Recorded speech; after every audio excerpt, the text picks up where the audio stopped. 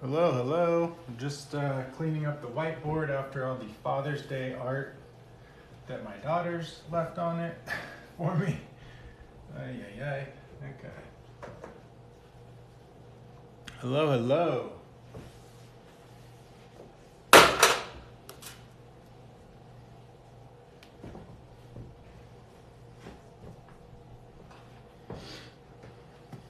Hello, everybody. Patrick, what's going on? If you have any questions about calorie counting, you can put them down below. What is that? Okay. Sup, Lawrence Chapman. All right, everybody, stick around. We're going to get going here.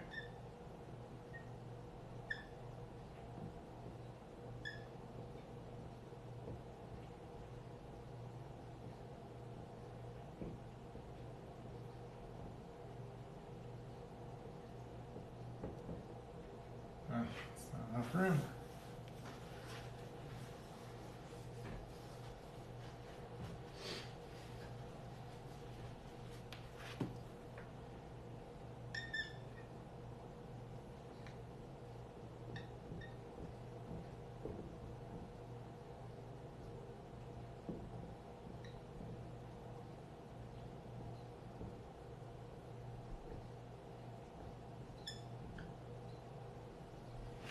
So I just started a Patreon account, which is going to allow you guys to get a lot more intimate access. There we go. Am I on this side or this side? All right, there we go. So I encourage you guys to check out the Patreon. It is brand new. So here's the good side of the brand new Patreon. What is going on? Why does this look so crazy? Something isn't right. Oh, there we go. Let's crank this baby up. Yeah. Imagine how excited I am about getting a nice camera someday to do all this. I can barely work a tripod. All right. And let's get too much caloric deficit. All right. As I am adjusting this. Okay, Lawrence, thank you for your question. And I'm sorry for the, I would call it a technical difficulty, but I think it's just a failure of my intelligence. Okay.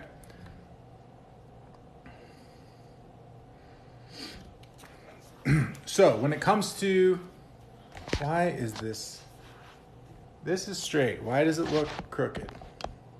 Aha, there we go. No problem. All right.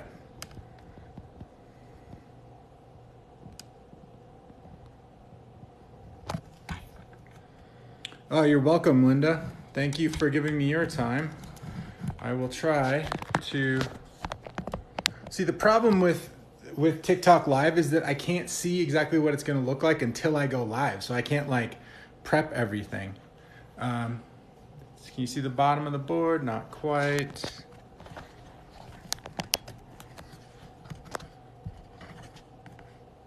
Well, whatever. All right, here we go. So we are gonna get rolling.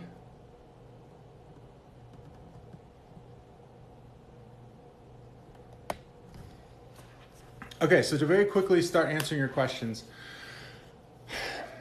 Calorie counting. Hey, Jen. Jen, I made that Patreon, so you can check that out. I don't know if you have. Hello, SLPX. What's your name? Hello, everybody. If I don't know your name yet, and you've been around a bit, tell me your name so I can say hi.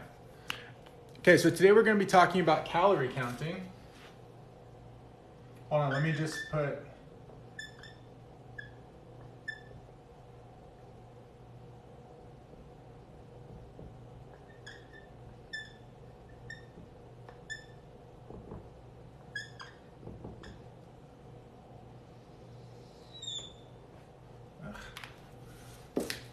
All right, let's try this.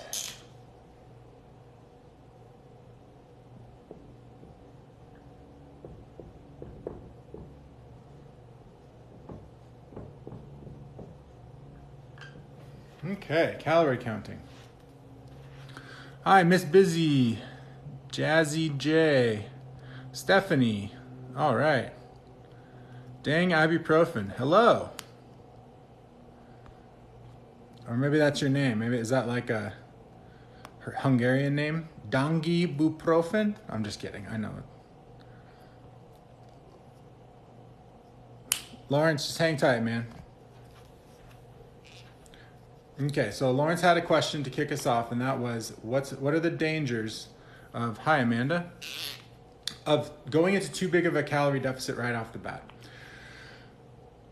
Basically, if your maintenance is here, and this is the amount that could start kicking off your weight loss at a good rate, putting your calories way down here, right? Let's say here's 2,500, here's 2,000, and here's 1,300, okay?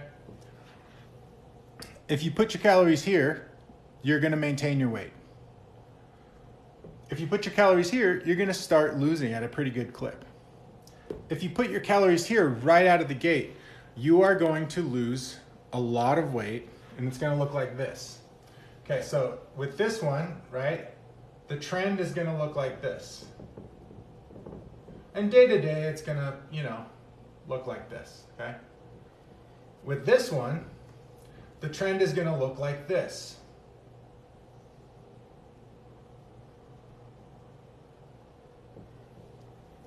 Okay?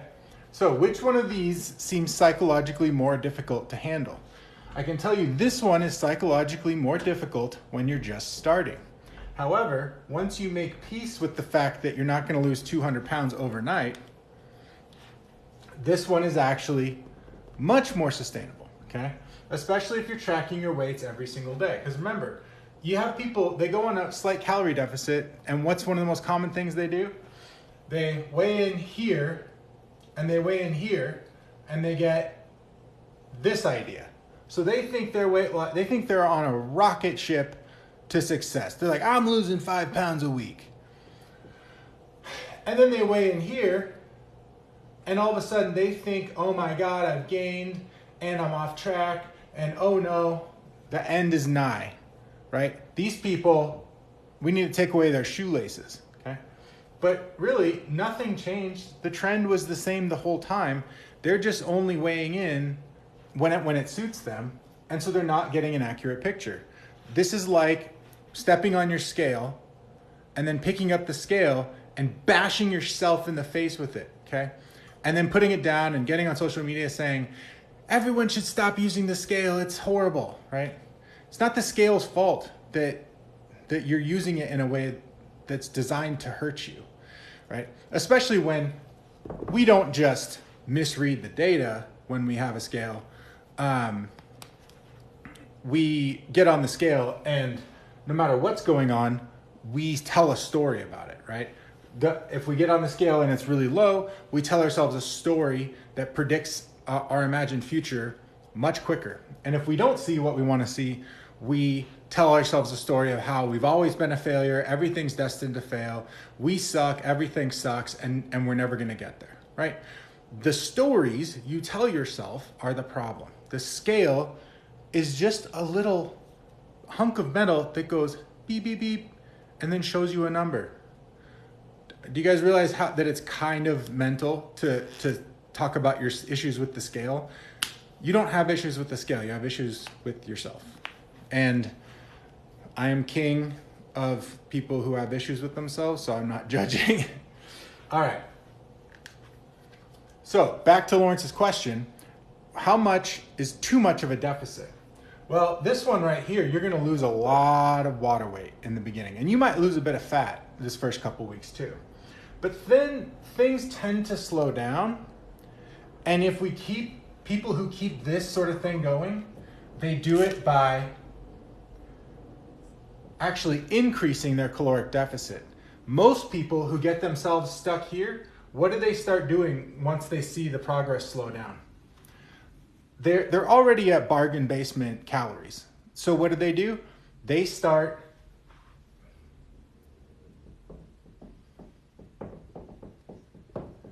they start upping their cardio, and they notice that that gets the scale moving again. Now, after a while, they're doing an hour of cardio a day. They're only eating 1,300 calories. And then, whatever boost they got from cardio starts to slow down again. And they're suffering, and it's a grind. And maybe they quit, maybe they don't. This is bad news either way, okay? Because if this person just quits, obviously, they're not going to sustain this, and they're not going to sustain this. And their calorie intake is going to go way up. Their exercise is going to go down, right? We've seen this story before. And they're going to put all the weight back on. Plus, they're just going to be set up for all kinds of hormonal issues with like hunger signaling. They're going to actually feel hungry. And this is going to push them closer to that binge eating issue, right? So Simone, I have a video on that. Okay, so go look through my recent videos. I just did a whole series with the whiteboard here. So if this person keeps going on too steep of a deficit, eventually, at some point when things plateau, what's going to happen? And will they plateau? Yes, they will, because the body is always going to find a balance. Our bodies create balance. The reason you go from being this big to being this big when you go on a diet and you work out, it's because your body is balancing the scales one way or another, quite literally. So, when this person hits a plateau, what do they have left to do? They're already doing too much cardio. They're already eating too little. They are starving their body nutritionally. I guarantee you this person is not getting all the nutrients they need in a day. And if you think that taking a multivitamin is a replacement for that, you've been on a deficit of that since 2017? Yeah, okay. You're not totally effed up, but you have painted yourself into a corner. Now, if you really in real life painted yourself into a corner, doesn't mean you're going to die. Doesn't mean you have to spend eternity in that corner. No, you're going to get out, but it just might look a little bit messy, right? And there might be a little bit of repainting to do. That's how you get out of the situation. But there are ways to do it, and I do describe that just like Gamble, you're welcome. Yeah, so be good to yourselves, people. Today we are going to, did I answer that adequately? I just meant to kind of quickly illustrate the issues with deep caloric deficits. If you have any more calories, I just did a whole series on it. Like literally videos that I posted this week in front of this whiteboard. Very easy to find. Very easy to find on my page. Okay, so let's talk about how you count calories, right? Let's talk about what we can do to make things work for us. Today, we're not going to talk so much about how many calories to eat or what's too few. We're going to talk about actually the act of counting calories. Make sense? So, calorie counting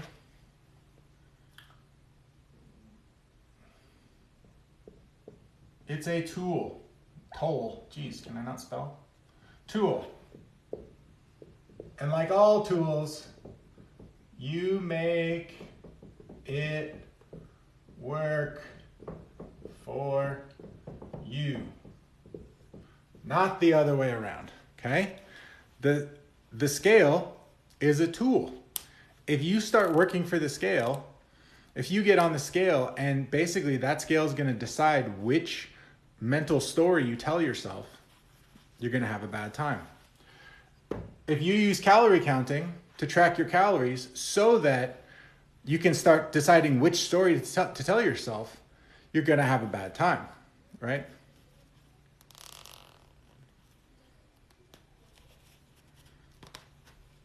Yeah, I couldn't answer that because I don't know what the doctor's rationale was. That was probably what you would call a medically supervised fast. And There are a number of reasons for doing that. People who have no, I'm answering this question that a doctor put a 400-pound person on a 1,200 calorie diet. Yeah, if a doctor is supervising and they're prescribing, they're making sure that all the nutritional needs are met. I mean, that's probably the safest way to go about it. But again, medical doctors don't always have training in best practices to help people lose weight. Notice how you go to the doctor, they tell you to go lose weight. They don't often tell you how. And if you look at most doctors, it's very clear that they don't always know how. And I don't say that because I hate doctors. I say that because it's really sad how our society has let everyone down. People in the medical profession, look, talk to a nurse, right? Nurses are, forget about COVID times. Nurses, the system isn't very good to their health. Okay, so today we're not talking about how many calories to eat. We're talking about how to measure, okay? And if you want more information, guys, I started a Patreon. It's brand new. There's literally like 3 people in there. So if you go, oh, there you go, ibuprofen, nurse buprofen. If you guys go to the Patreon right now, I have 2 tiers.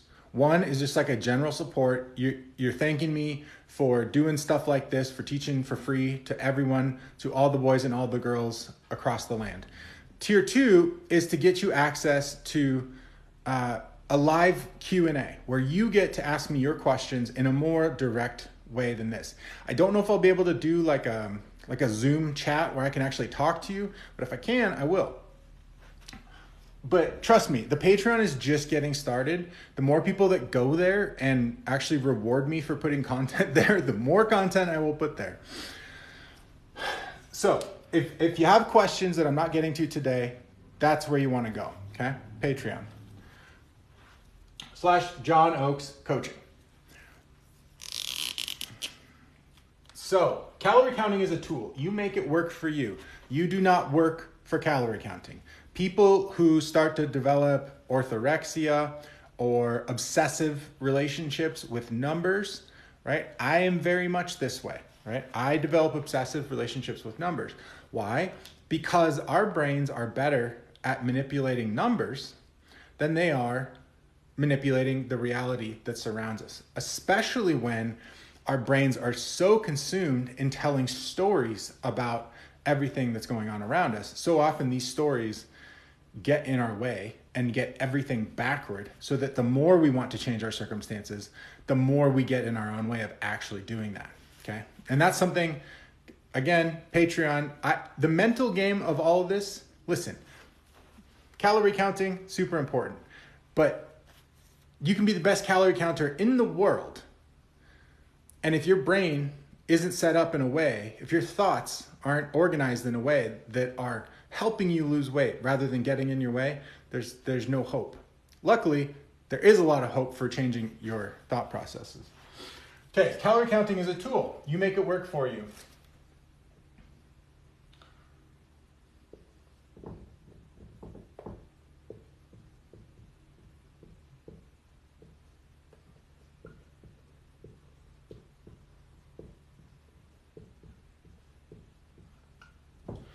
So calorie counting is very necessary, and it's not at all necessary.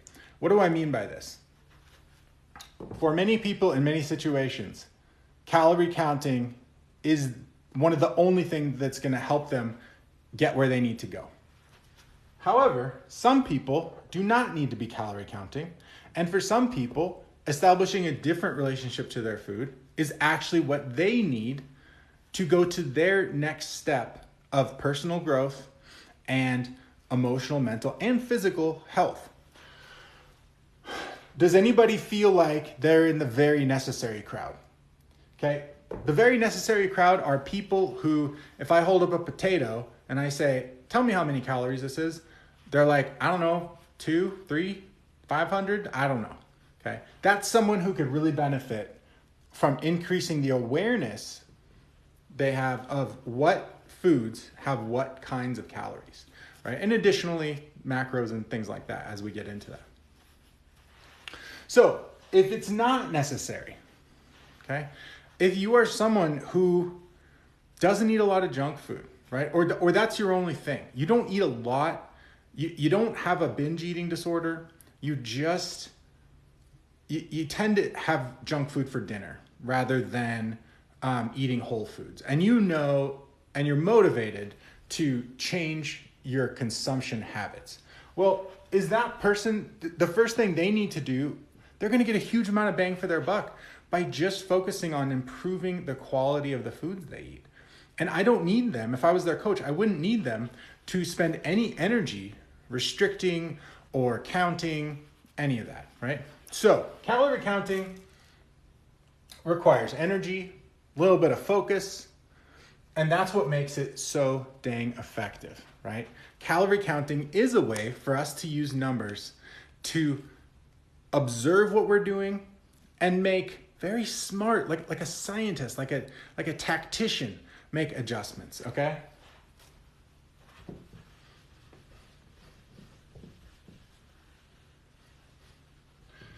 So now we get to some of the hows of calorie counting. What do we need to do to be good calorie counters? We need to be accurate, okay? And a subset of that is consistent.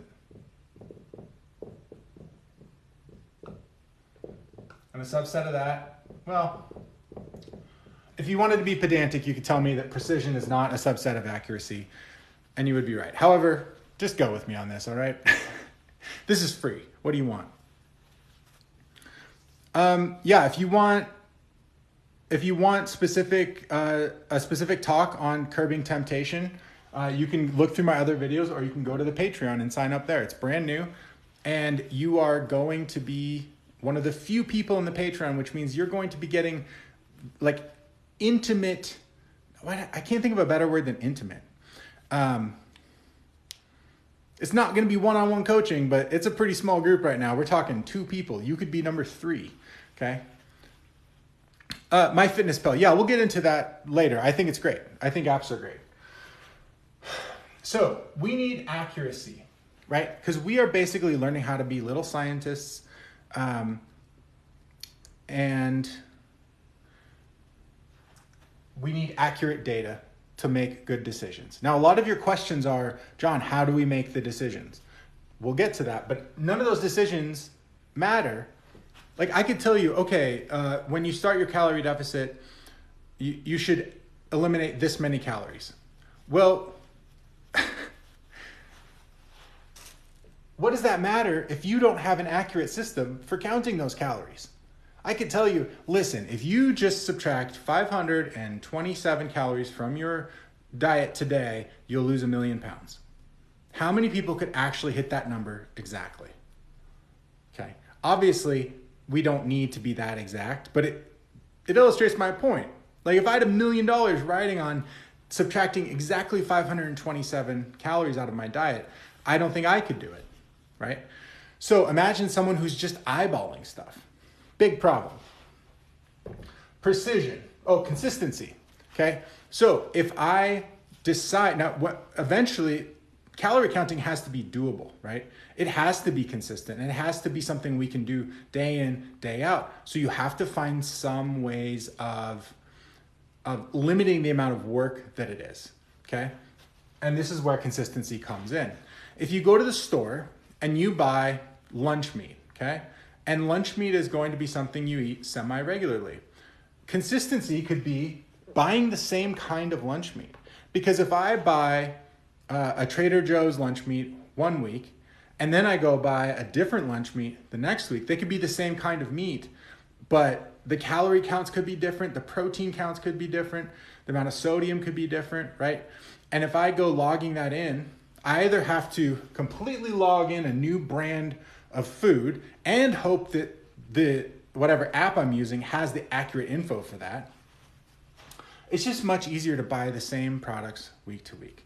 Okay. Now, do I always do this? No, but I have like 3 kinds of Greek yogurt that are my go-tos, right? Because why do I have 3? Because the different stores I go to always have at least one type of those 3 kinds, right? So that's just an example. Consistency is your friend. And this keeps your records accurate. Precision. What about something that doesn't have a label? Okay.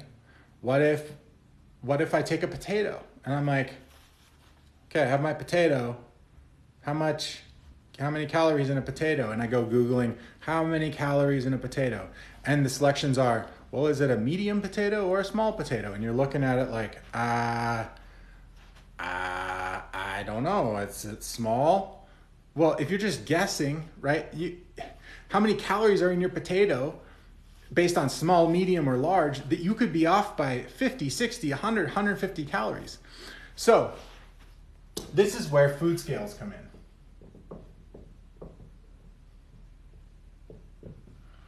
I don't think it's even worth your time to count calories unless you're gonna use a food scale.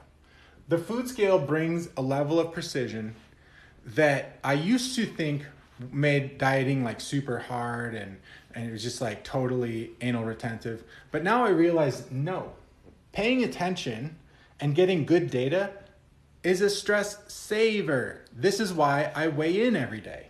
Why? Because it gives me good data that I don't have to have feelings about. It just is.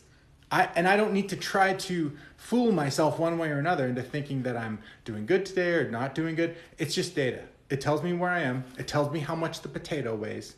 I don't have to eyeball stuff. I don't have to guess. It makes life so much nicer. Now, also, let's say you decide, you know what?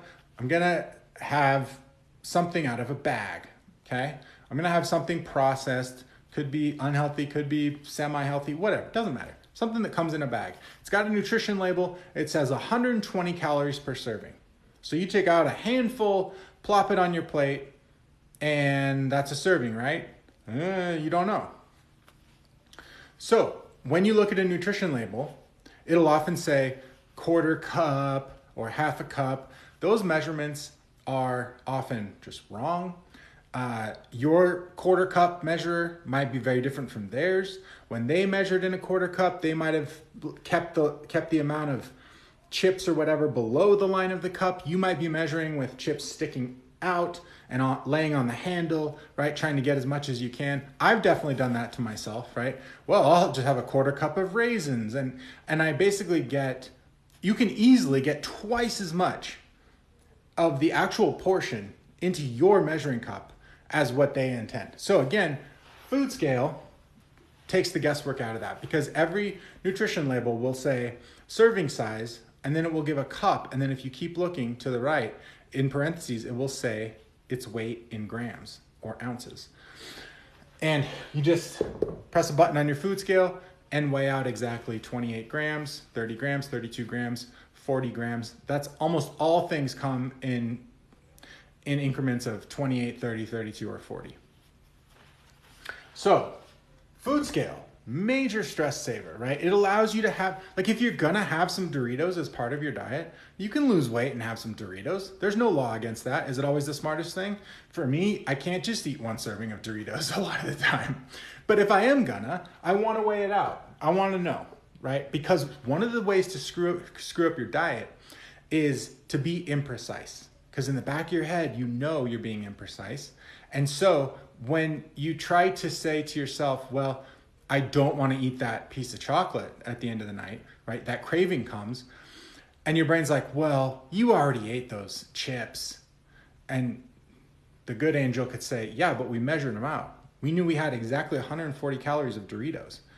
We can't afford to eat that chocolate. But if you kind of just took a handful of Doritos and you counted it as 140, your brain will start to play tricks on you. Your brain will say, that wasn't a full serving. You've got some calories left over, right?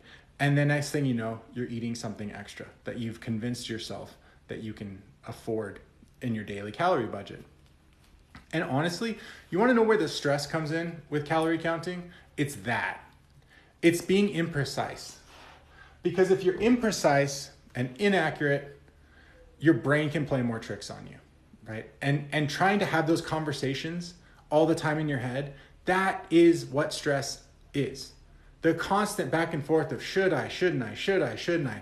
Meanwhile, all this back and forth, like mom and dad are fighting, and the hunger kids are like, man, we're sad, we just want food and comfort. So you start to actually get hungrier the more you torture yourself like this, okay?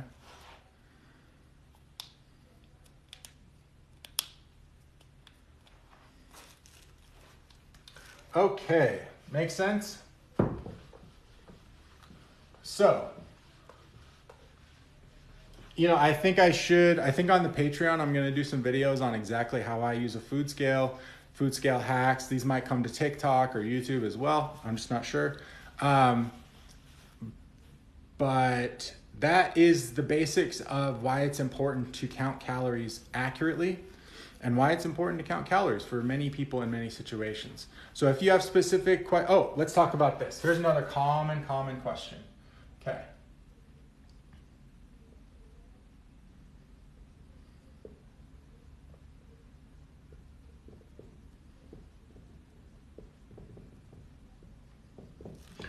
Something a lot of people run into eventually is dealing with raw weights versus cooked weights. Okay, so you look at a box of macaroni and cheese, right? And these boxes start to play tricks with your brain too, because they're very, I don't know, the way they're worded just doesn't make a whole lot of sense. So it'll say it'll make it unclear if it's like just the noodles inside, or if they're counting the noodles and the seasoning packet of cancer cheese, or if they're counting the milk and the butter that they tell you in the ingredients list to add to it. It can get very confusing, right? Now, obviously, it would be easier to just not eat mac and cheese, and I would agree with that. But generally speaking, dealing with raw and cooked weights, no matter how whole food centric your diet is, you're going to run into this with meat and with pastas. Okay, so. And with anything that you cook in water and it absorbs the water, so like rice, other grains, if you're a quinoa person, couscous, whatever. Okay? So it's going to go one way for meat and it's going to go the other way for pasta. Okay? Because pasta is gaining weight as it cooks and meat is losing weight as it cooks. Make sense? So, here, let's do this. Okay, so here's my little rotini pasta. As it cooks, it's going to roughly double in weight, okay? And here is I'm gonna do a very, very basic chicken. It's going to lose about 25% of its weight in water, okay? Does that make sense? So if you are going to, the most precise thing you could do would be to weigh your meat raw and then cook it. But then you're putting raw meat on your food scale, and then you're like weighing out, like you're taking maybe some wax paper and putting it down, or you're dirtying a plate. It's not very practical, okay? So I never weigh meat raw, okay? I always go by the cooked weight. And I know that a chicken breast is usually a chicken breast, right? There isn't a huge variation in the amount of calories from one chicken breast to another according to weight. So by ounce, it's roughly the same. So I know whether I get my chicken breast from Costco or Kroger or the local grocery store. Once I cook it, I know that within a reasonable margin of error, I know what the calories are going to be. Okay. So where would meat be an issue? Ground beef. Ground beef can be wildly different based on the percentage of fat. So here's what I do with ground beef. Okay. I cook my ground beef pretty much the same. If it's 93.7, right, you think, okay, that's really lean. Yes. I drain it. And then I pour it into a Tupperware kind of container, like a storage container to go in the fridge. And I line the bottom with paper towels, right? So the meat juices kind of drain out. and you get a very lean meat, okay? If I have 80-20, same thing. It's gonna take a bit more work, right? Some people even like put their ground beef in like a colander and rinse it. That can get more fat off the meat and take the calorie count down as well. But I find that I get a reasonably similar product across the board by pouring out the fat once the meat is browned, really pouring it out as much as I can into like a jar or whatever.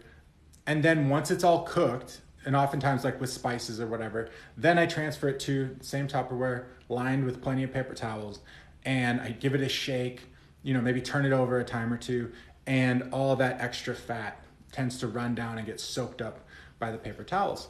And then once it cools down, I can just pull the paper towel out, full of grease, throw it away, and I have lean ground beef for my meal prep. So again, but we're talking raw, cooked weight versus raw weight.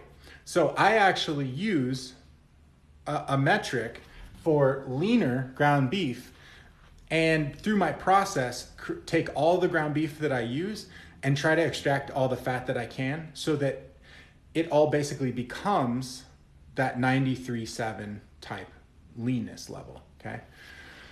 And that works for me. That's how I create consistency, ground beef consistency. That's my motto. Ground turkey is usually the same, and it's so lean that there's no fat to cook out of it, really. You can. But I find that ground beef has more nutrients and more protein. And when it comes to ground turkey, for people who really like a really low calorie burger, turkey is good. I find that I just get a better bang for my buck with chicken breast. Chicken breast has more protein. It's easier to work with. I don't really do ground turkey. I know people do. I know people really like it. It's just not my thing.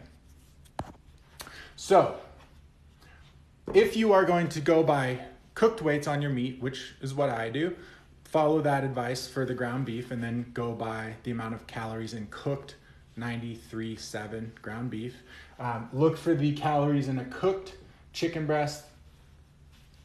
Or actually, you could weigh all your chicken, right? So take a chicken breast, cook it, put it in the oven, do your normal cooking technique, right? Or you could go by the package weight too. That's probably decently accurate. You could take the package weight, write it down, put all your chicken in the oven, take it out, dry it off, because it's usually like swimming in its own water. Take it out, dry it off, remove any excess fat still clinging on, and then weigh it in a Tupperware, right? And see how much the cooked chicken was. And then you take the cooked weight divided by the raw weight, and that's going to give you a percentage, which is probably going to be pretty close to this, okay? 0.75, the original weight, okay? So a reduction of 25%.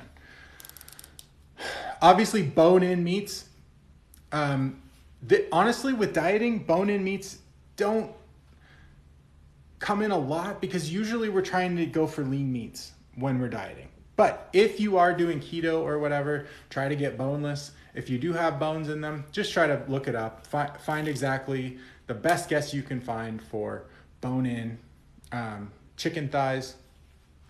If you look at your chicken thighs and you're like, okay, these are gargantuan chicken thighs, you can probably make a judgment call. There isn't a perfect way of dealing with bone-in meat. It's just a different animal.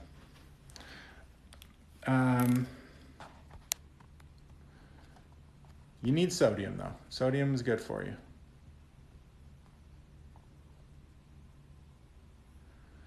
Yes, some people who do keto, they do it so that they don't have to count calories, because when they're completely eliminating carbs, they just tend to eat in a deficit. This is not always true. I know plenty of people who have gained weight doing keto. And a lot of times people get off keto because they think it's not working anymore, when all they really had to do was assess their calorie intake and drop it a bit. So, cooked weights, raw weights, usually, so if you have 2 ounces of pasta, so if your box of Barilla spaghetti shells says 2 ounces is 200 calories, then, I mean, I've done this. You can trust me, or you can do your own thing if you cook it differently, whatever. Usually after it's cooked, it doubles in weight. So when I pull my Barilla cooked pasta out of the fridge, out of my Tupperware, I'm gonna go throw it together with my ground beef, right? I would weigh out the pasta, and I know it's going to be, for every 4 ounce, that equates to a serving, right? Because it's doubled in weight. So this is gonna be 200 calories, or 50 calories per ounce of cooked pasta. Make sense? Okay. I will now open the floor for questions. Questions, compliments. Anybody just want to say nice things about me? That's fine. No, I'm kidding. Okay, I'm going to plug the Patreon one more time. Go to the Patreon. I know people don't like to pay for things, but trust me. If you've been around a little bit, you've probably figured out that I have a different take on weight loss than most people are used to hearing about, and it's fascinating. It's somewhat horrifying because they're like, this is so simple, why have I never heard this before? No gimmicks, no nothing. At this point, I don't have anything to sell. So I'm just trading perspective and wisdom and the mental game for cold, hard cash. I'm not here to help you guys. I'm here for the money. No, I'm just kidding. Bagged, pre-cooked rice. Nothing. I mean, there's nothing wrong with anything you want to eat. Just make sure that it's something that fills you up. That if it's something that has a lot of calories and you notice that you're not really satiated after you eat it, then look for something better. Like, I get these prepackaged rice things from Costco, and they're like 300 calories. Whereas if I just cook rice at home in my rice cooker, that rice is like half the calories. And so maybe it's the grain of the rice or how they cook it, but I'm like, this isn't worth it. I don't want to eat a little tiny thing of rice for 300 calories. I need to make my food go as far as I can. No matter how much you eat right and exercise, you can't lose weight. You may have painted yourself into a bit of a metabolic corner. Go look at some of my recent videos that talk about that. But you can lose weight. You might have to dig yourself out of a bit of a metabolic hole, right? Like I say, if you've painted yourself into a corner, it doesn't mean you can't get out of the corner. It just means you might need to, get a little bit messy and do some repainting. Anna Hagel, hey. Any other questions? You can put your questions in the Q&A, and that way I won't miss them. Alex Armistead. Oh, great. Did you come through from the For You page? Awesome. Oh, Phoebe says, I was unsuccessful on keto until I learned your calorie deficit method. Game changer. You're very welcome, Phoebe. I'm glad that was helpful.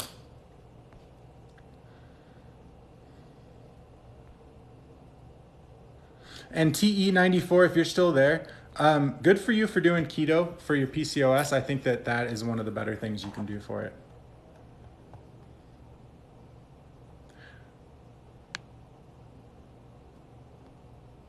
So I'm eating daily the same calories, but there is a cookout coming up.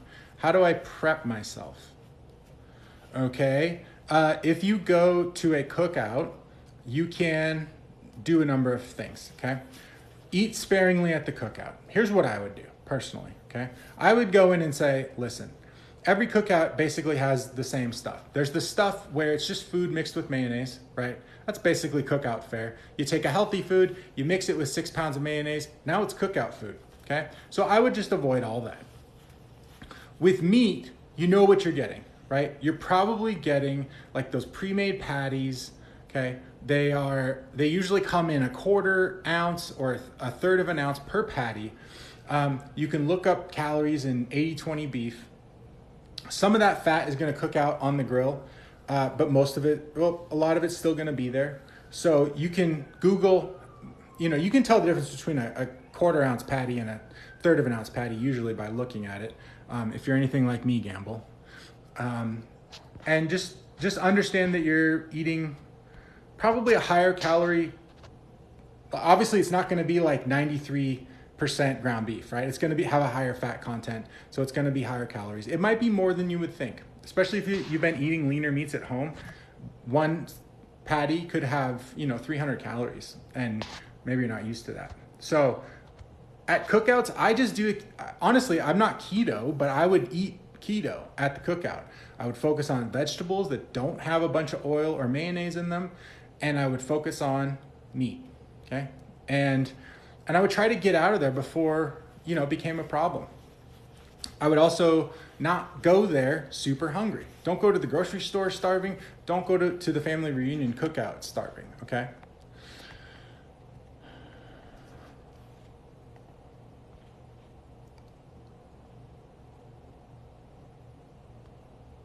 Spit out the big bite.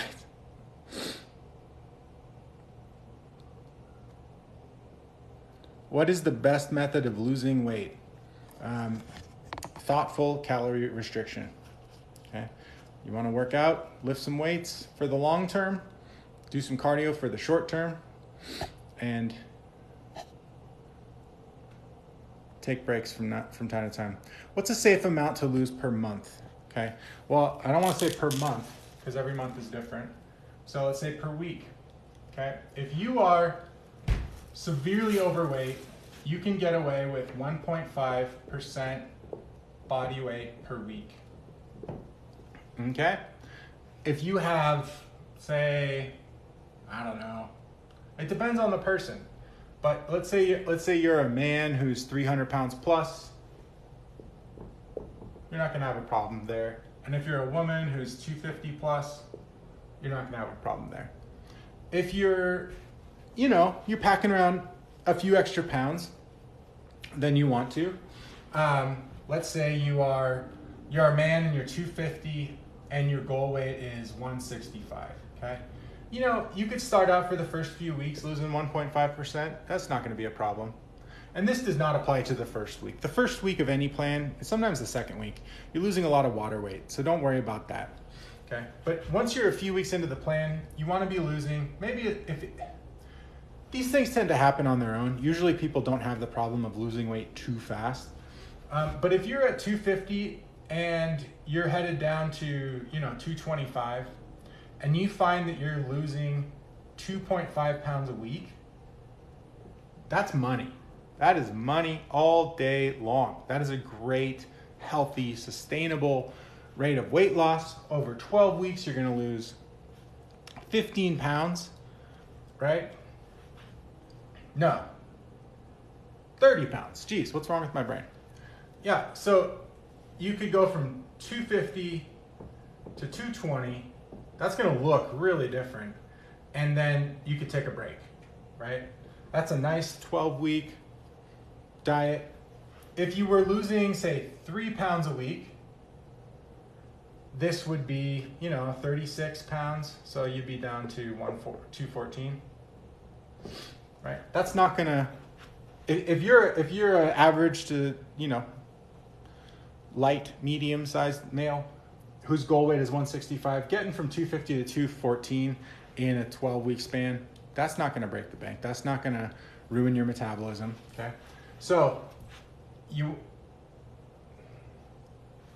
you're down to that last 40 pounds, you probably stick around 1%. There is no hard and fast data on this stuff, right?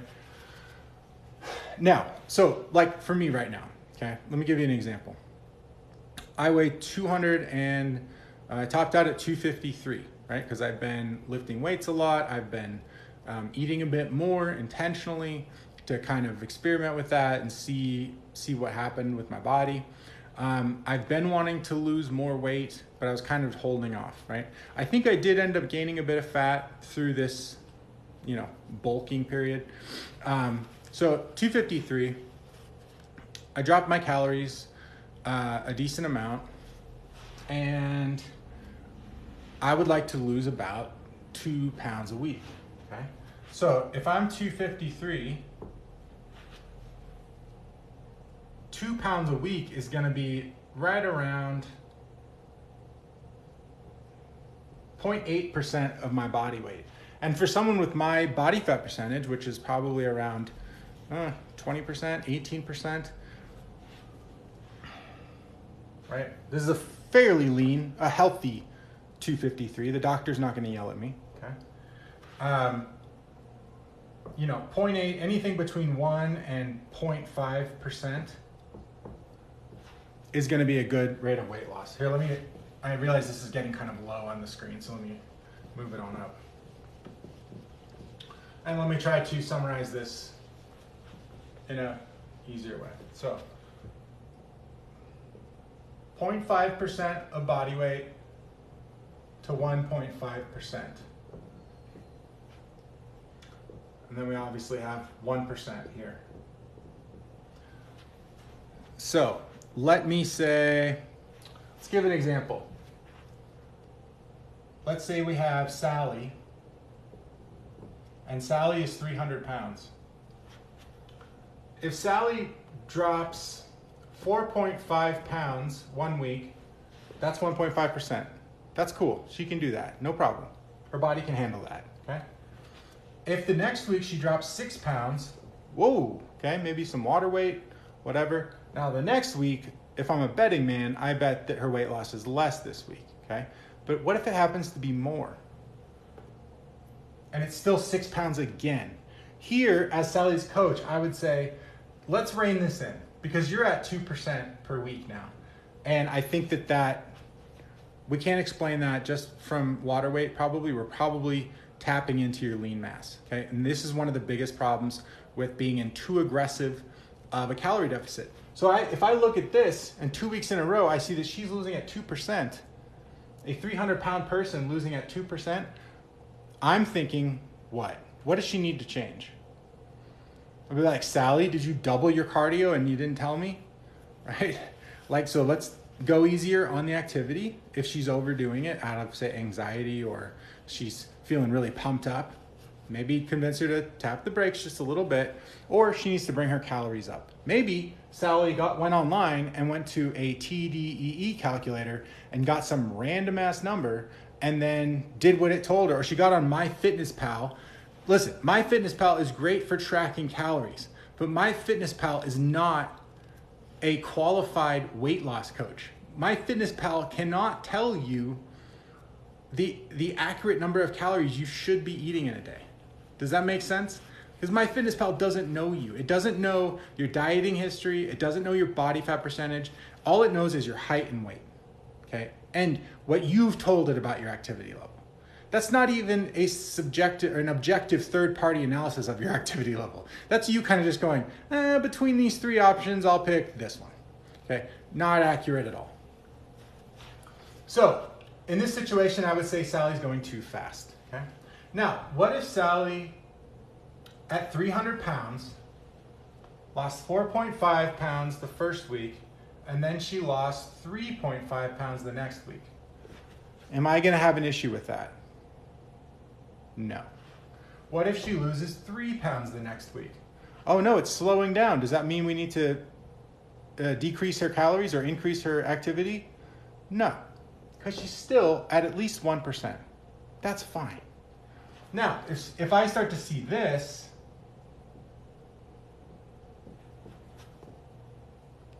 then we're gonna make sure Sally isn't doing any secret snacking, which, let's face it, a good part of the time that's what's happening here. But if Sally is being really rock solid accurate on her calorie counting and she's not sneaking treats, then what we need to do is prevent a full-on plateau by raising her activity level or dropping her calories. And if you guys have been following me long enough, you know I tend to like to raise activity level before I drop calories because she needs nutrition. Now, if she's on 3,000 calories a day, I mean, I can easily drop that and keep her swimming in micronutrients. She'll be fine. We can drop those calories first thing. And if she's not even close to hungry, that's probably a good call. Now, let's do another example. Let's say you have Jeff. Jeff is 240, okay? He's not my size in 240. He's 5'6", okay? He's a smaller guy. His goal weight is 140. Jeff loses 5 pounds the first week, 4 pounds the second week, 5 pounds again, then 4 pounds again. If you guys were his coach, what would you tell him to do?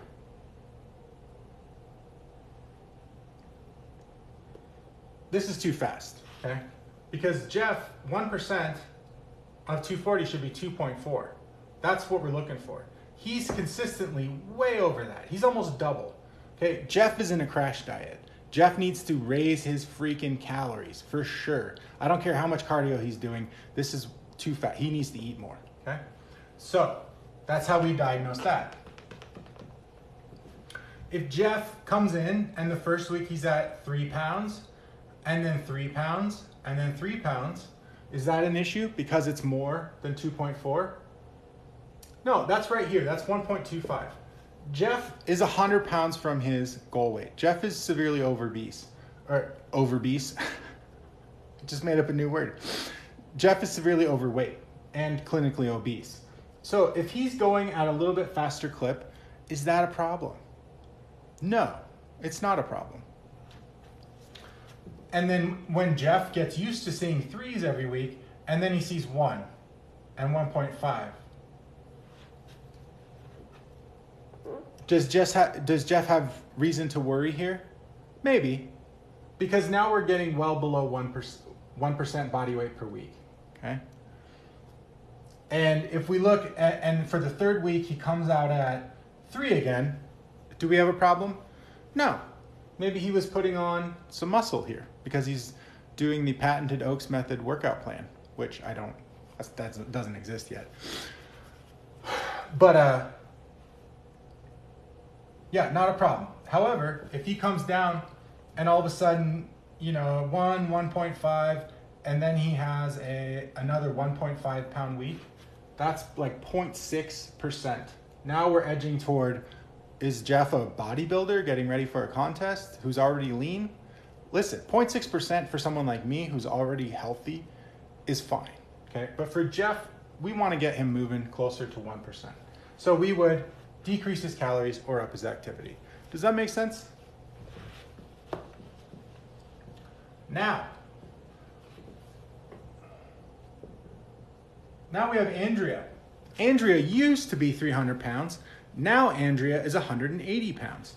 And Andrea, she's big boned. She's been working out. She's got muscle. Her goal weight is 150. And she's at 180. Okay? She's got 30 pounds to lose. Now, just to save you the example, do we want Andrea to be losing 1.5% of her body weight per week? That would be 2.6 pounds. No, that would be way too fast. Look at all this beautiful, beautiful lean mass that she has built up, okay?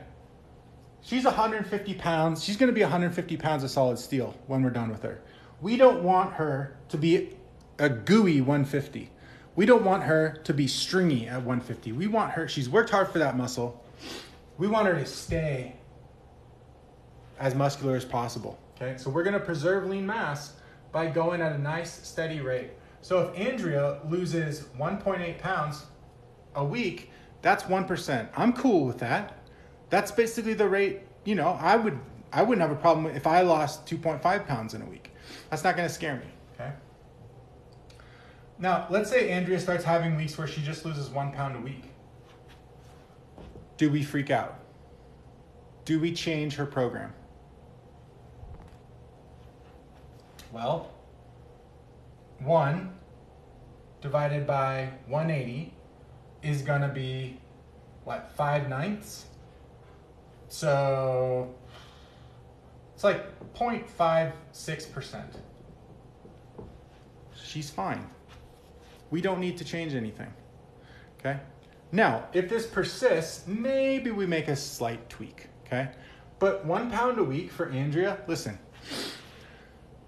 Andrea knows by now, you don't get to where you're going in a hurry.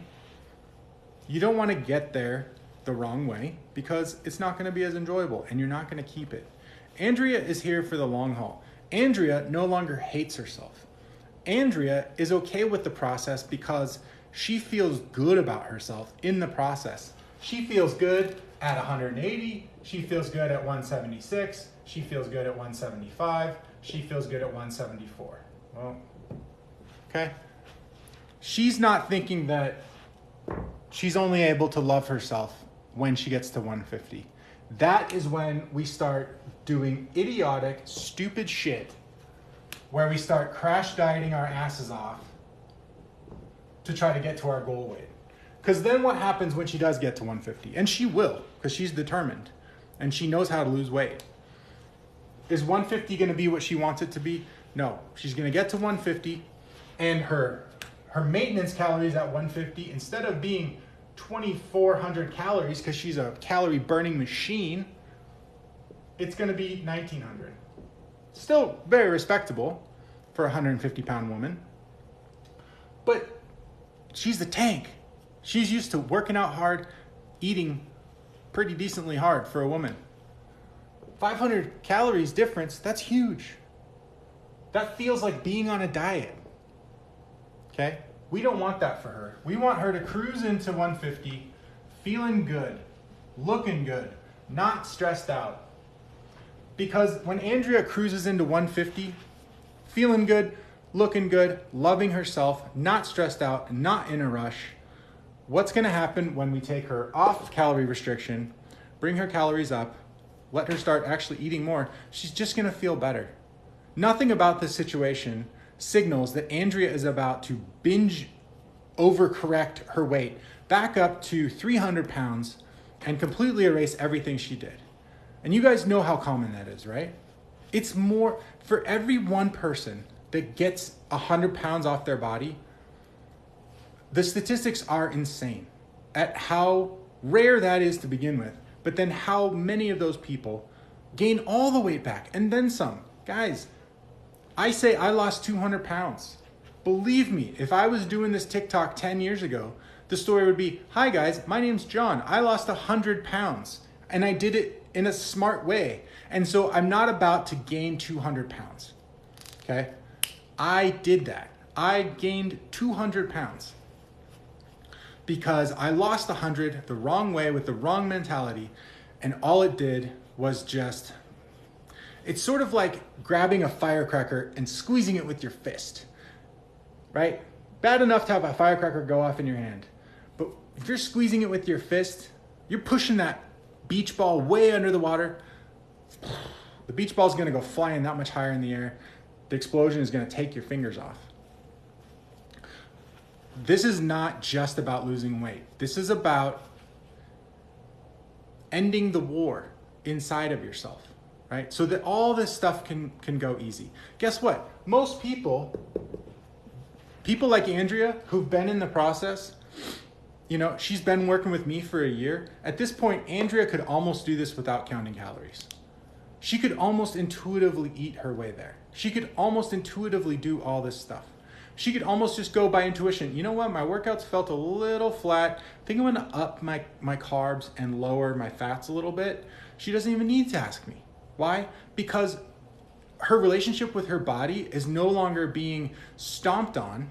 Think about it. Your relationship with your body is this it's like fiber optic cables communicating these emotions and information and feel like all kinds of stuff, right? It's very sensitive. And then you bring in stress, self-hatred, unprocessed childhood trauma, and this stuff is just stomping all over the fiber optic cables. And then we wonder, why can I not tell if I'm hungry? Because my body really needs food, or because I'm just emotionally eating, right? I started losing weight 3 years ago. And this is not my first time losing a massive amount of weight. And I'm still daily improving this beautiful, like, intuitive relationship with my body to be able to learn from these signals. Intuitive eating sounds kind of spacey, and I think it gets a lot of people in trouble. I am not promoting that. I don't think hardly anybody on this chat has the mechanisms in place to do intuitive eating to heal themselves of obesity. Why? Because to intuitively eat in a healthy way, just to maintain your weight, requires a certain level of mental health that a lot of us, if we're super heavy, we don't have, right? We're not heavy because, you know, a meteor of Doritos crashed into us from outer space. We're heavy because when no one else is looking, we're eating. Okay? And a lot of times when we're not looking, we're eating. And this is often there to cover up deep pain that we haven't really had the opportunity to deal with, let alone have anybody teach us how to do that, right? Patreon.com. Seriously, guys, if you want to do personal coaching with me, it's $400 a month. You get an hour phone call a week, sort of like it's a coaching session, right? Right now, you can sign up for the Patreon, $10 a month, okay? If you do check-in coaching with me, it's $200 a month to make sure, like Andrea would be doing, right? Just to check in with me a couple times a month to make sure you're on track, right? That's not me spending a ton of time trying to dial in your mentality, okay?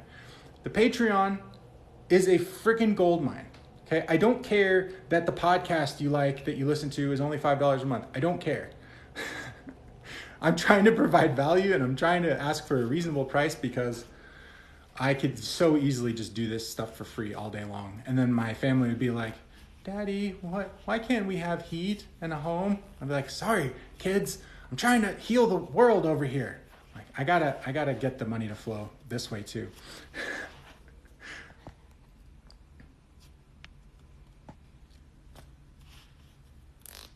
Thanks, Jen.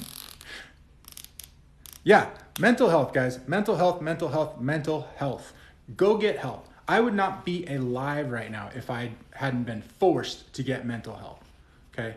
Don't let it get as bad as I got. Okay? I easily could have died just physically, just blown a gasket, done. And I certainly was at huge risk for taking my own life or dying from complications to God knows what. Right? You guys deserve so much better than that. You're welcome, Josh. You guys deserve so much better than just swimming in pain all day, every day. This is actually my specialty. This is why I got on TikTok a month and a half ago and said, hi guys, I lost 200 pounds. If you have questions, I'm here to help. Okay. I think people sense that while I'm giving you guys advice on how to count calories, I'm basically just like trying to get you guys up to speed so we can talk about the real stuff, the inner stuff, the stuff that's really going to move mountains. Because I could teach you everything you need to know about losing weight. And if your mind is set up to work against you, I mean, it's not going to happen, right? I'm not saying that to steal your hope. I'm just describing the reality of the situation. Look around you. Everyone is overweight. Everyone. Like, it's crazy. If this was like a pandemic disease, right? I mean, the cost that this is taking on our society as a whole is insane. It's crazy. And it's not any one person's fault. How could a society that's practically like, where like 2/3 of people are somehow affected by weight disorders, well, not disorders, just being heavy. How can that be any one person's fault? Clearly we have a public health problem, and clearly it's a mental health problem. It's not because of the presence of processed foods. It's not because there's sugar available at the store. It's not because of carbs. It's not because of fructose. It's not because of diet sodas.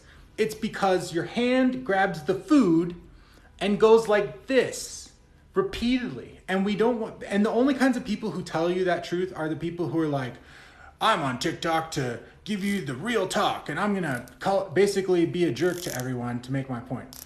Those are the only people who do that real talk kind of stuff, and they're not backing it up with anything that actually helps people change their behavior, okay? The only way we're gonna change is to be able to start looking at what's really going on the inside. And luckily, that's the real reason I'm here, is that I have a lot to say on that. So, yeah. And HKM, your mind isn't all against you. Your mind is for you, okay? I'm going to leave you guys with this.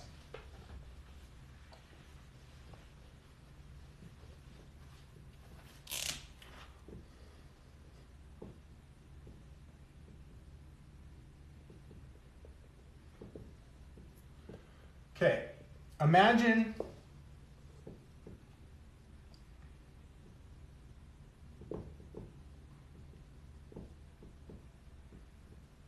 you have two fish in a pond, okay? This is your true self. This is the part of you that is quiet, maybe eternal. This is the soul, maybe if we have souls, the spiritual side, all that good hippie stuff, right? This is the side where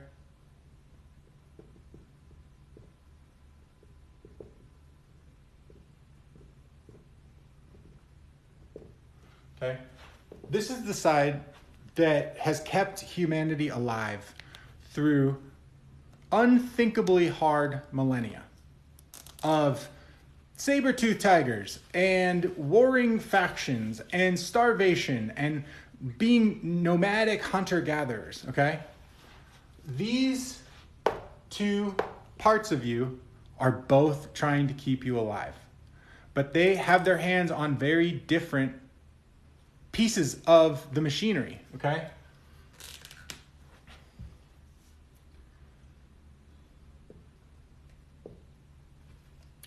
When light comes in, it reflects off the water, okay? So these two fish, depending on where they are in the pond, sorry for the alarm going off, this one sees, oh my gosh, we're all gonna die.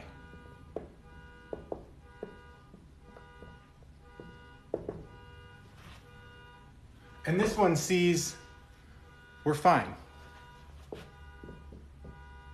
We are safe, seen, loved. This side always sees these things. This side knows that these things are always true. This side can very rarely be convinced of any one of these things.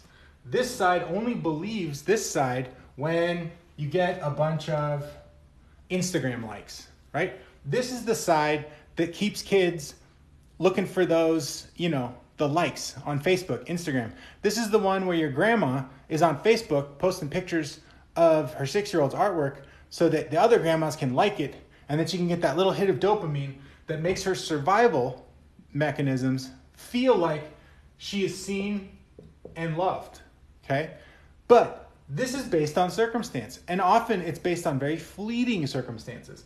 This side bases its perception of whether you're safe on circumstances that are constantly shifting. And guess what? This side is a real MFer, because as soon as it's seen 5 likes, it now says, okay, this is the standard.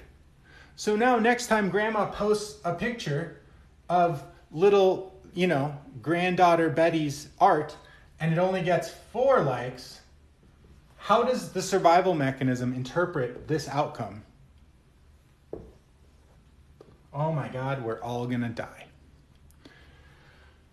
When you get on the scale and it says something a teensy bit different than what you wanted to see, oh my God, we're all gonna die.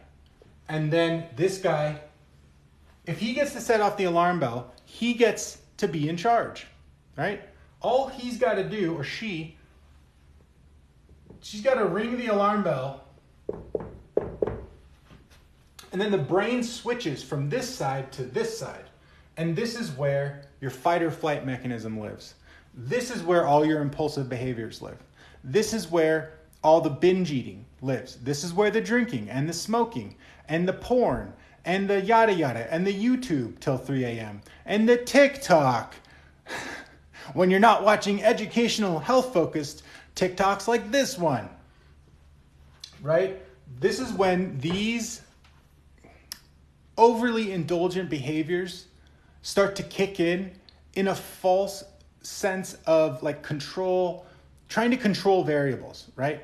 Because if you get absorbed into TV and you're just eating, for those moments where you're eating and watching TV, you're just comfort.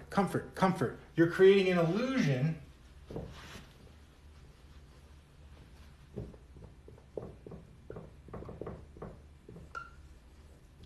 of safe, seen, and loved. You want to know a big reason people do drugs? Because when you get high off your ass, or when you take the oxy, or when you put down half a bottle of booze, oftentimes it quiets the alarm bells just long enough for you to inhabit some of this space and feel safe, seen, and loved. So literally, you're following an impulse to hurt yourself with these chemicals just to shut this thing off long enough to experience this side of who you are. Do you see this is the cycle of addiction, right? And then once those chemicals go away, we lose connection with this side. And all of a sudden, we know, we've touched it, we've seen it. You know, it's like having that hug from your mom. And then the next morning you wake up and you're a lonely kid again and mom and dad aren't there. And all you have is this message barking at you all day, every day. We're going to die if we don't eat Doritos. We're going to die if we don't eat a cigarette, smoke a cigarette. We're going to die if we don't drink tonight. We're going to die if we don't binge eat. We're going to die if we don't become obsessive about the scale. We're going to die if we don't let the scale tell us which story to start telling ourselves. We're going to die if we don't let calorie counting become this all-consuming obsession, right? This is the basis of all our obsessions as well. So, the trick is, partially, what a lot of people do when they realize that this is going on at some level, what they do is they try to thicken this wall. Okay? They try to wall themselves off. But what they can't see is no matter how big of a divide they create between themselves, people do this through their addictions, through isolating themselves, through convincing themselves that, listen, I'm going to fail, so why even try, right? This is why even try. Why even try to lose weight? I keep failing. I'm going to keep myself from the harm that will befall me in my own mind by not even trying. Right? Because if I don't try, I can't fail. And if I don't fail, the voices can't come for me. We think that this is the solution, but all it does is it blocks us off from our true self. And it actually keeps us on this side of the line that much harder, because the impulse to thicken this barrier between your true self and your reactive self is the product of the reactive self to begin with. And this is how people get lost to depression, anxiety, nasty PTSD, dissociative identity disorder. This can happen in people with organic psychological disorders, okay? This can take schizophrenia and make it that much worse. This can take bipolar and make it that much worse, right? So the trick is, understand that you're never going to completely quiet this side. Why? Because this side is part of why you're still here, both as a species and as an individual human. It is trying to keep you alive. Is it good at telling one context from another? No. It has an alarm bell and an itchy trigger finger, and it's wrong a lot of the time. This is so often a remnant. Biologically, it's a remnant of the days when we were running around in groups of 120 people living off the land, okay? But individually, it's a remnant of your childhood. Because when this alarm bell starts ringing for the first time in your childhood, it's that loss of innocence. It's that realization that mom and dad can't protect you, or they won't protect you.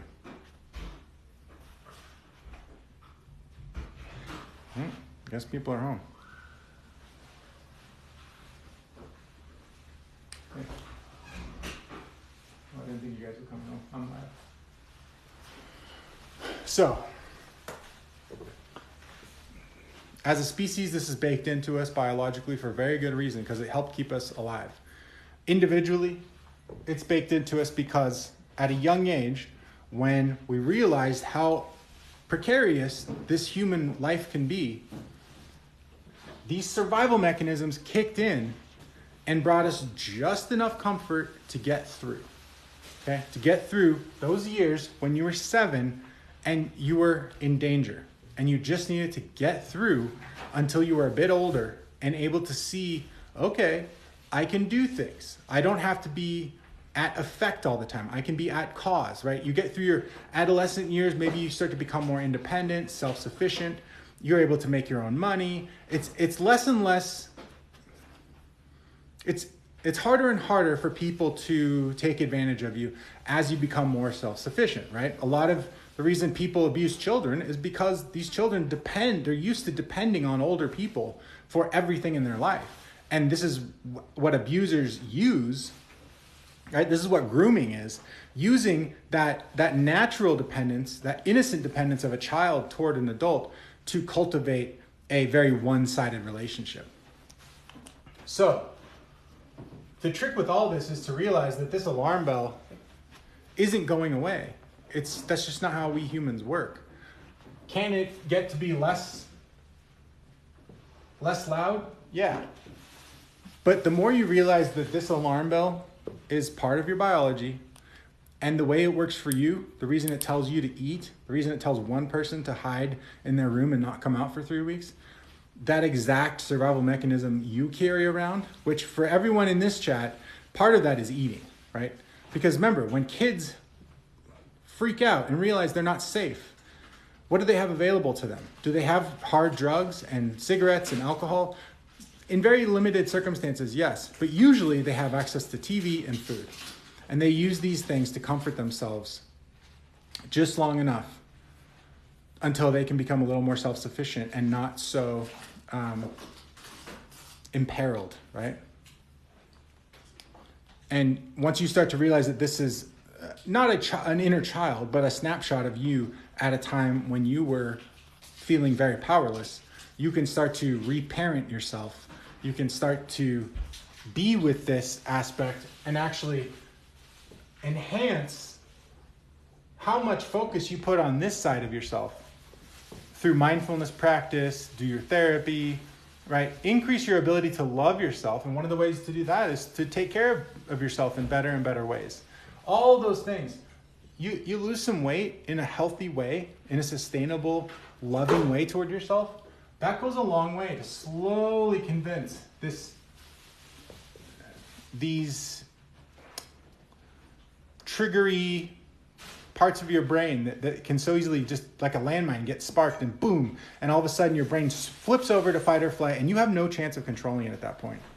But what you can do, and I'm living proof of this, is slowly over time convince these pieces that they're not so imperiled and that not everything is life and death, and that the reality of every situation, no matter how different it feels, is that we are safe, we are seen, and we are loved.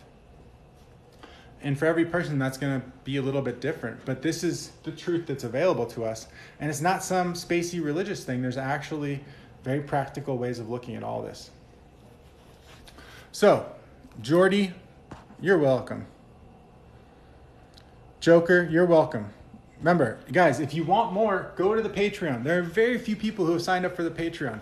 I'm starting with a weekly live chat Q&A. You guys, like, these TikToks are a little bit chaotic. People are bouncing in and out. At the Patreon, there's going to be like a core group. The people who really, really, really want to learn from me, I'm going to be able to give them so much more focus and energy and tailor my answers to who they are. I'm going to get to know people better, and I'll be able to give, instead of more general advice, be able to tailor some of my advice to your individual situations. It's not one-on-one coaching, but it also doesn't cost anywhere near what one-on-one coaching costs. So I'm not afraid of eating disorders, medical issues. I'm not afraid of any of that. I'm going to stay in my lane because I'm not a doctor and I'm not a, certified psychologist or whatever. But I am here to help. I will do everything I can for you. That's why I'm here. That's why I'm talking to you for free for like 2 hours on a Monday afternoon, because I'm just sick of this. I'm sick of it. I'm sick of seeing people walking around just in their own personal hell and just having to suck it up and go to work and deal with their family lives and just deal with suboptimal living in so many aspects of life. It starts here. And it's not so much about grit and discipline and willpower. It's about releasing the willpower that you already have, reducing the obstacles that mostly are created by yourself, and giving yourself permission to access, to realize that you already are tough. I'm sorry, but if you're 400 pounds, you are as tough as they come. I know what it's like to try to sleep when you're that heavy, to try to get up in the morning, to try to put your clothes on, to bend over and put your shoes on. I would spend more effort getting ready in the morning to leave the house, not to mention all the psychological issues that go along with that if you're not mentally really healthy. I would go through more in that one morning than most people would go through in a month, right? It's so stressful and awful being heavy. And you got to realize that, listen, nobody got the toughness or the consistency or the determination they needed to lose the weight by losing the weight. When you watch these transformation videos where the fat person just, TikTok, we dance, and then they look all sad, and then the music hits the upbeat, and then they flip around, and then they're skinny. Yay, the skinny person saved the fat person. No. The overweight person was the one who did all the work. They just it's the same person. The person who's in the before picture is the after picture. They are already the after picture, because if they didn't have what it takes, then how could they have ever become the after picture?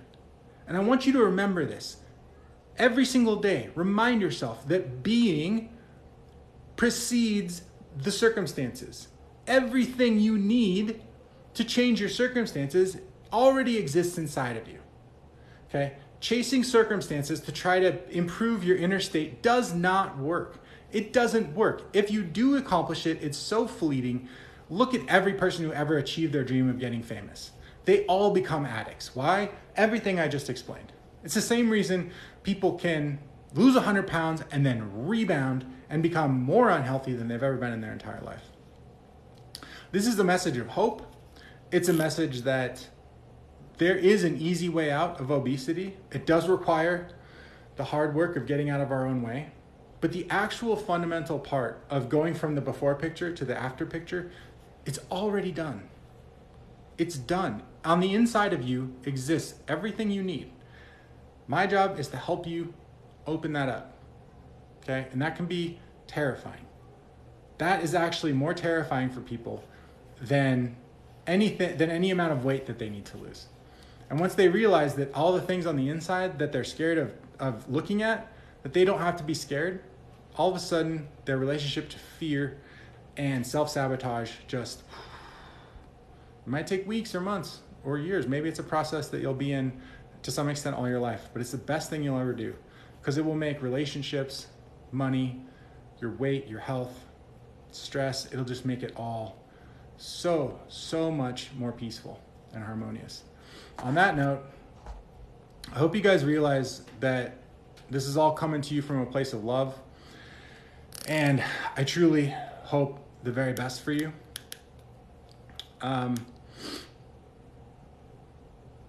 Yeah, you guys are tough. If you'd like more from me, go to the Patreon and sign up. We got a very small group. It's going to allow the Q&As to be, it's going to be a tight-knit group for a little while. And if you want to watch the replays of this, and that's all you need, you can go to the Facebook group. I'll put up the replays eventually. You can also go to my YouTube page. The Facebook group is linked in my bio. The YouTube and Instagram are linked in my bio. The only thing that isn't linked in my bio is my Patreon. Patreon.com/John Oakes with an E coaching. John Oakes Coaching. $10 a month. It's the first tier. I'm going to do more tiers. I'm I'm working on a workbook to help people figure out their calories and everything like that to get them started. People in the Patreon, they're going to get a first look at that. I'm going to beta test my coaching materials on them. They're going to get free access to stuff like that. I'm a writer by trade, right? I used to write fiction novels, and now, I wrote nonfiction as a scholar, and then I wrote fiction novels, and now I'm in a situation where it's like I need to write nonfiction in a non-scholarly way to help people. I guess it's self-help, but whatever. I'm going to start writing, a book or many books, and people in the Patreon, they're going to get first access to see those chapters, right? They're going to get to see these things kind of behind the scenes come together and take place, and they're going to get access to a lot of cool stuff. And I've got a lot of cool ideas. I'm not currently accepting one-on-one clients because too many people want that, and I don't. Like I said, it does make me a lot of money. It does cost people a lot of money. It's worth it.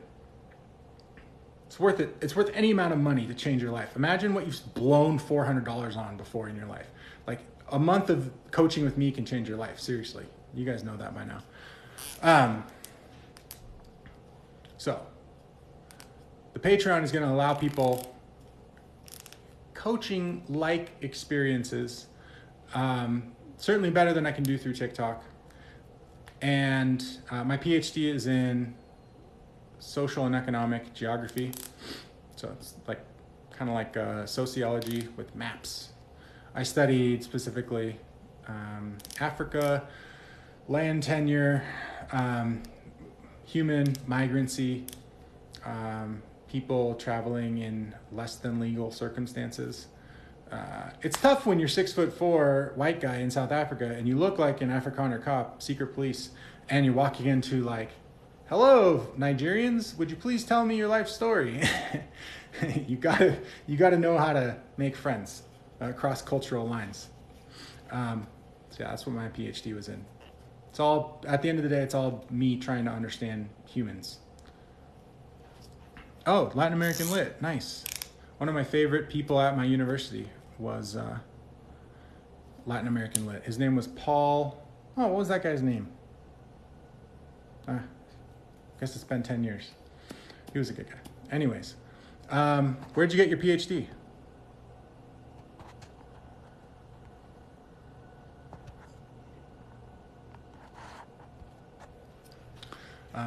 Yeah, so lots more coming to the Patreon. People in the Patreon will get to tell me kind of what they want and what tiers we should add. I have this idea for something I'm going to call pod coaching, where it's a really cool idea. I think it's going to help people. University of Texas, that's a good place for Latin American Lit. I have this idea for pod coaching, which I may do through the Patreon. I may do it just in general, but the people in the Patreon are going to get first access to it, as with everything else. All right, well, I'm going to run. I need to actually go work out. It's leg day, so that's going to be fun. All right, guys, you can catch the replay at the Facebook group, linked in my bio, or on YouTube, linked in my bio. You can also follow me on Instagram, and you can find exclusive stuff at the Patreon that we're just getting started. It's exciting stuff. If you have ideas for what you'd like to see at the Patreon, just let me know. All right, Papoline, Lisa, thank you so much. Joker, thank you for joining. British, oh, nice, British. Randy Lynn, yeah, it is. Stick with me, Randy Lynn. I can help you get it out. All right, take care, everyone. Peace.